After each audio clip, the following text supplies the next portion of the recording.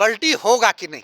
सरकार रोजे गिरा रहे हैं, रोजे पलटा रहे हैं। बिहार के मुखिया पर यह आरोप लगता है कि आप लोग डर दिखा करके राजनीति करते हैं। जैसे भारतीय जनता पार्टी मुस्लिमों का डर दिखा करके हिंदुओं पर राज करता है, हिंदुओं की राजनीति करता है, वैसे ही जनता दल यू जो है 2005 के पहले का डर दिखा करके नीतीश कुमार बिहार पर राज कर रहे हैं। नीतीश जी इस बार सेकुलर छवि के नेता के तौर पर लड़ेंगे या फिर हिंदुत्ववादी नेता के तौर पर? जनता एकदम मस्त है, नीतीश जी को पसंद करती है। 2025 में एकदम 225 सीटों के साथ फिर से 2025 में मुख्यमंत्री बनेंगे नीतीश जी, और 30 तक एकदम शानदार बिहार को और आगे ले जाएंगे। एक नेता कहते हैं कि मुस्लिमों का वोटिंग राइट छीन लेना चाहिए।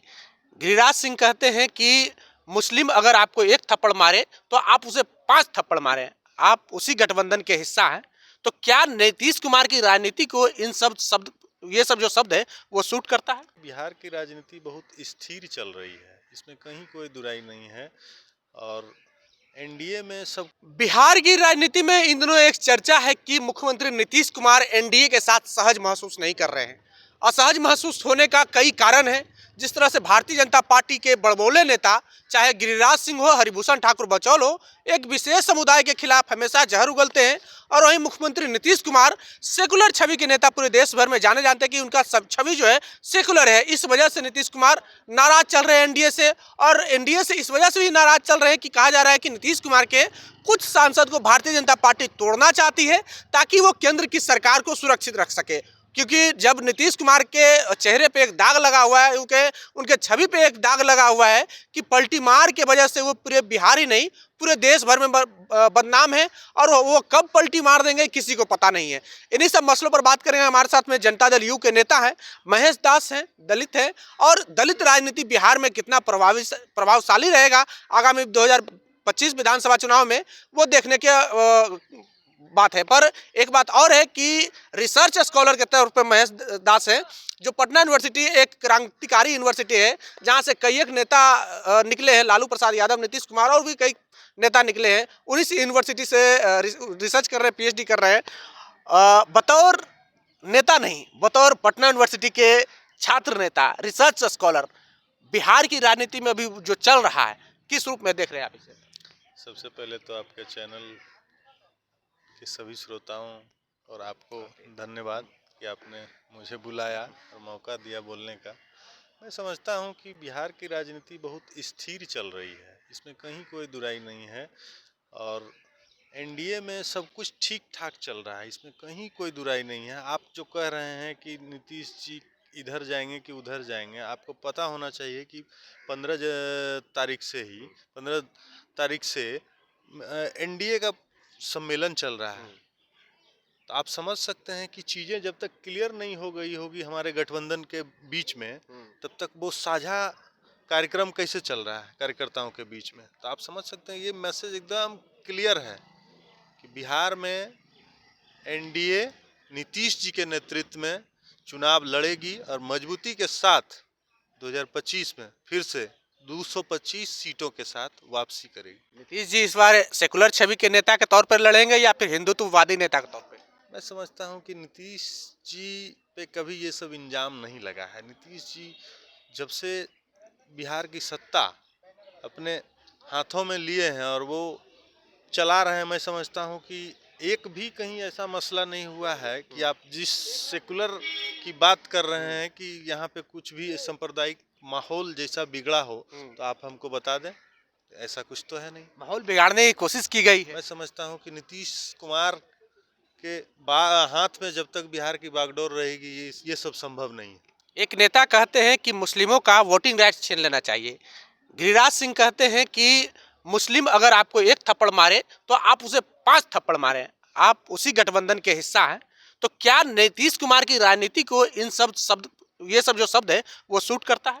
मैं समझता हूं कि अभी अभी आप लोग देखे होंगे कि 4 विधानसभा में बाय इलेक्शन हुआ है, और मैं वहां खुद अपने पार्टी के तरफ से प्रचारक के तौर पे गया हुआ था, और मैंने देखा, और वही बहुत सारे मुस्लिमों के गांव में मैंने वोट मांगने गया, और वहां के लोगों ने सहर्ष मेरा सवाल वो नहीं था। मेरा सवाल है कि सेकुलर छवि वाले नीतीश कुमार जाने जाते हैं नाम से, और उनके राजनीति में ये सूट करता है कि मुस्लिमों को आप 100 थप्पड़ मारिए, 5 थप्पड़ मारिए, मुस्लिमों का वोटिंग राइट छीन लेंगे। वही तो हम कह रहे हैं कि नीतीश जी जब से बिहार की सत्ता बागडोर संभाले हैं, क्या एक भी इस तरह का कोई मामला आया है क्या? तो फिर कौन क्या बोलता है ये छोड़िए ना भाई, बोलने से क्या होता है? यहाँ कुछ हुआ है क्या? नीतीश जी के नेतृत्व में चल रही है बिहार 2005 से निरंतर विकास के पटरी पे चल रही है, तो क्या कुछ हुआ है क्या? तो फिर क्या है ये सब चीज़ में पड़े हुए हैं? जनता एकदम मस्त है, नीतीश जी को पसंद करती है। 2025 में एकदम 225 सीटों के साथ फिर से 2025 में मुख्यमंत्री बनेंगे नीतीश जी, और 30 तक एकदम शानदार बिहार को और आगे ले जाएंगे। कई इल्जाम लगते हैं मुख्यमंत्री पे, मुख्यमंत्री स्वस्थ नहीं है, मुख्यमंत्री सिर्फ 2005 के पहले का राग अलापते हैं कि पता है 2005 के पहले क्या स्थिति था, अगर हम मुख्यमंत्री नहीं रहते तो बिहार में पूरा जंगल राज रहता। तो वही मुख्यमंत्री जब आरजेडी के साथ जाते हैं तो जंगल राज का टैग लग जाता है, बीजेपी के साथ जाते हैं तो जंगल राज का टैग हट जाता है, ऐसा क्यों? देखिए, आप कह रहे हैं कि नीतीश जी बीमार हैं। इस कड़ाके की ठंड में एक नौजवान अपने खटिया और पलंग छोड़ के 7 बजे 8 बजे उठते हैं, और नीतीश जी उस कड़ाके की ठंड में 8 बजे 9 बजे अपने कार्यक्रम स्थल पे पहुंच जाते हैं। तो जो आदमी बीमार रहेगा वो कार्यक्रम स्थल पे पहुंच पाएगा क्या, वो भी हेलीकॉप्टर से?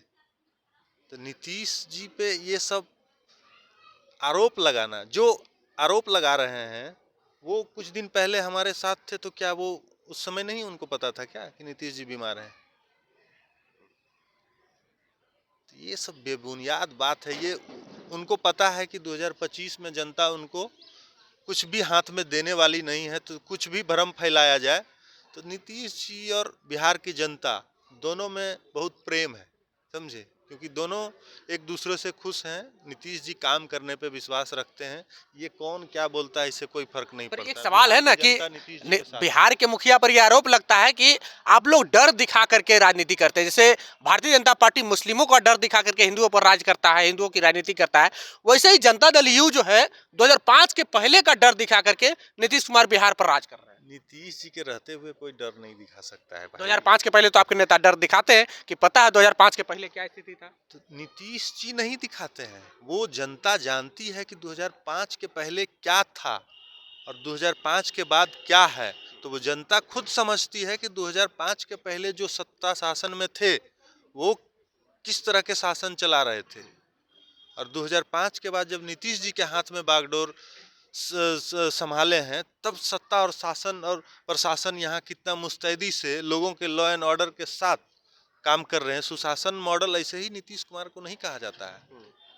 2005 की हालत बिहार की जनता जानती है, इसलिए जनता खुद समझती है कि अगर दूसरे के हाथ में बागडोर देंगे तो ये लोग फिर 2005 पहले वाला बिहार को स्थापित कर देगा। इसलिए नीतीश जी को बिहार की जनता पसंद करती है। पर एक सवाल है ना कि नीतीश कुमार के कोर वोटर महिला, कोर वोटर मुस्लिम, कोर वोटर दलित, वो छिटकते हुए नजर आ रहे हैं, क्योंकि तेजस्वी प्रसाद यादव ने कह दिया है कि अगर हमारी सरकार बनेगी तो महिलाओं को 2500 रुपया मिलेगा प्रति माह, वृद्धा पेंशन जो 400 रुपया मिलता है वो 1500 रुपया मिलेगा, मुस्लिमों को जिस तरह से बिहार में डर दिखाया जाता है भारतीय जनता पार्टी का, उसका फायदा इंडिया गठबंधन को मिलेगा, आरजेडी को मिलेगा। देखिए, नीतीश जी अभी जो इलेक्शन था, बाय इलेक्शन 4 सीट पे, तो उसमें तेजस्वी जी क्या कर रहे थे, किसी सेमीफाइनल है, इसमें जो बाजी मारेगा वही फाइनल जीतेगा। तो चारों चित हो गए चारों सीट पे। तो अब वो क्या करेंगे? अब महिला, आप तो तस्वीर देख रहे होंगे कि नीतीश जी जब प्रगति यात्रा पे निकल रहे हैं तो महिलाओं कितना प्रेम से उनको गुलाब दे रही है। एक बच्चा आके गुलाब दे रहा है। समझिए कि बिहार की जनता और बिहार की महिलाएं, महिला क्यों नाराज रहेगी भाई नीतीश कुमार जी से? आज सड़कों पे चलिएगा तो एक महिला जब महिला कांस्टेबल खड़ा रहती है और नीतीश जी को वहाँ पे सिग्नल पे ग्रीन सिग्नल देती है रोड पे पास करते समय, तो पूरा बिहार के महिला, पूरा बिहार के लोग खुश होते हैं कि बिहार अंबेडकर जी जिस महिला की प्रगति से पूरे समाज की प्रगति को नापना चाहते थे, वो नीतीश जी करके दिखा रहे हैं भाई।